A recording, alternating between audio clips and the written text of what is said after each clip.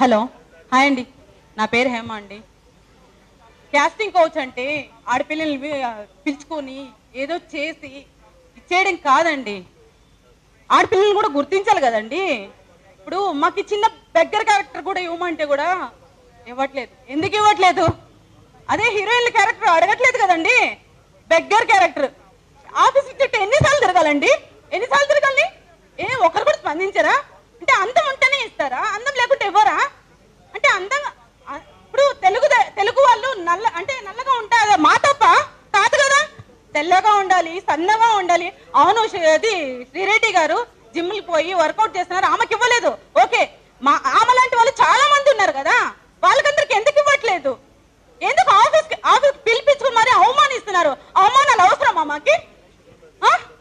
ఎందుకండి ఇట్లా హింస పెడుతున్నారు? ఆడపిల్లలు ఇన్ని సార్లు మీ వాకిలి ముందు పొద్దున్న నుంచి సాయంత్రం వరకు ఆడిషన్ కానీ వచ్చి నిలబడుకొని ఎండలో తిండి లేక తిప్పలు లేక కూర్చుంటే మీకు ఏమిస్తున్నారండి? ఆటో ఖర్చులు వద్దండి, ఆటో ఖర్చులు అవసరం లేదు.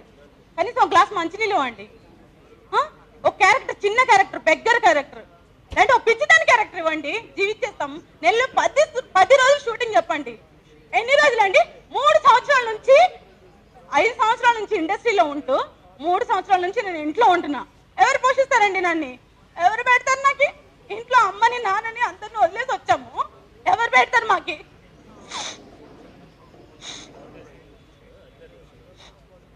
ఎవరు పెట్టారండి మాకి? అవునండి, ఇది కాకుండా వేరేది ఉన్నా అంటారు. మేము ఇదే లైఫ్ అని వచ్చినామండి. రంగులు పూసుకొని తిరగడానికి రావట్లేదు. మేము రంగులు పూసుకొని ఏదో సాధించేద్దామని రావట్లేదు. మాకు కూడా కళామ తల్లి ఆహ్వానిస్తుంది, మాకు కూడా మమ్మల్ని కూడా గుర్తిస్తుంది. అండ్ మాకు యాక్టింగ్ రాదా అండి? ఇది మటుకి యాక్టింగ్ కాదండి. నిజంగానే ఏడుస్తున్నాను. 3 సంవత్సరాల నుంచి 3 సంవత్సరాల నుంచి ఎవరు పెడతారండి నాకు?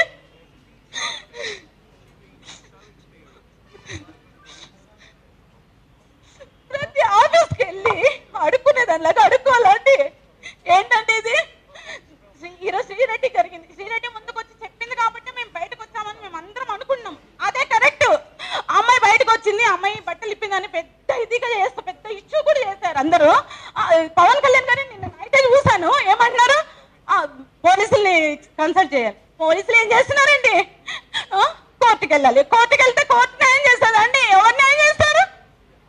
ఇది ఈరోజు శ్రీరెడ్డి చెప్పారు.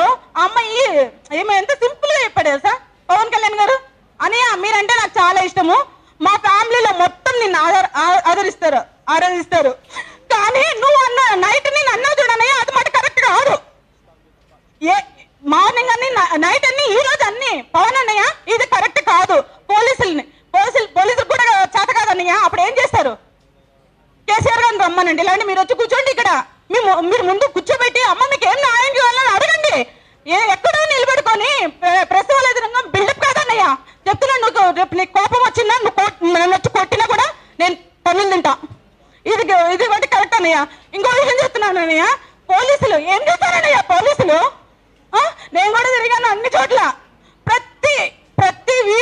ప్రతి వీధికి ఒక ఆఫీసు, అన్ని ఆఫీసులు తిరిగి అలసిపోయాను.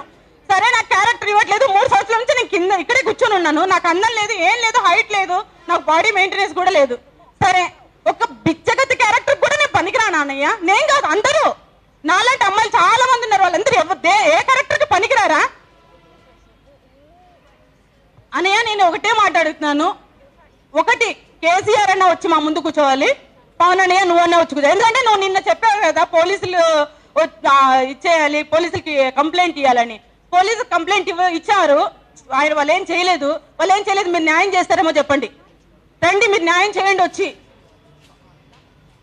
కేసీఆర్ రమ్మనండి. తలసాని గారు వచ్చి కూర్చోమని చెప్పండి. మా బాధలు వినండి.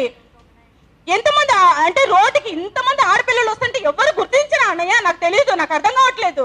ఇంతమంది ఆడపిల్లలు వచ్చి రోడ్డుకి ఎక్కుతుంటే మీకేం పట్టదా? అంటే మేము పొద్దు నుంచి తినుకోకుండా వీధులు తిరుక్కుంటూ మీకోసం వెయిట్ చేస్తున్నాము. మీరు రండన్నయ్య, మీరు వచ్చి కూర్చోండి, మమ్మల్ని అడగండి, మా హక్కులు మాకు ఇవ్వండి. చెప్తున్నాం కదా, బెగ్గర్ క్యారెక్టర్ ఇవ్వండి, నెలలో 10 రోజులు షూటింగ్ చెప్పండి మాకి.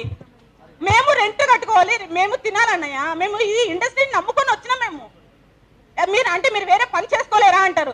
మాకు వేరే పని చేత కాదు, ఇంకోటి కాదు, ఇష్టం. ఇదో సినిమా కోసం చచ్చిపోతాం అన్నయ్య, ఇది మటుకు గ్యారెంటీ చెప్తాను. చచ్చిపోతాం సినిమా కోసం. మీరు ఏమన్నా అనుకోండి, రేపు నన్ను 10 మందితో కొట్టించినా పర్వాలేదు. శ్రీరెడ్డిని ఎన్ని మాటలు అనిపించినారో అవన్నీ మేము విన్నాము, చూసినాము. అది పక్కన పెట్టినా కూడా మీరు ఇప్పుడు వచ్చి మమ్మల్ని కొట్టినా పర్వాలేదు. మాకు సినిమా ఇండస్ట్రీ అంటే ప్రాణం. మీరు మాకు క్యారెక్టర్లు నెలలో 10 రోజులు చెప్పాలి. ఆ అమ్మాయికి అన్యాయం చేసినట్టు మాకు చేస్తే మేము ఊరికే ఉండేది లేదన్నయ్య. ఎంతమంది వస్తారో వాళ్ళు రండి అన్నయ్య, వాళ్ళు సమాధానం చెప్తాం అంతే. Thank you so much. Thank you Hema. Telugu కళామ తల్లి ముద్దు బిడ్డలు హృదయ ఘోష ఎవరికైనా వినిపిస్తుందా? వినిపించదు. ఈ సమాజం అట్లా ఉంది. నెక్స్ట్ పవిత్ర. ఏంటండి వీడియో నచ్చిందా? అయితే ఓ లైక్ వేసుకోండి, లేదంటే ఓ కామెంట్ చేయండి. ఎప్పటికప్పుడు మా వీడియోస్ చూడాలంటే సబ్స్క్రైబ్ చేసుకోండి.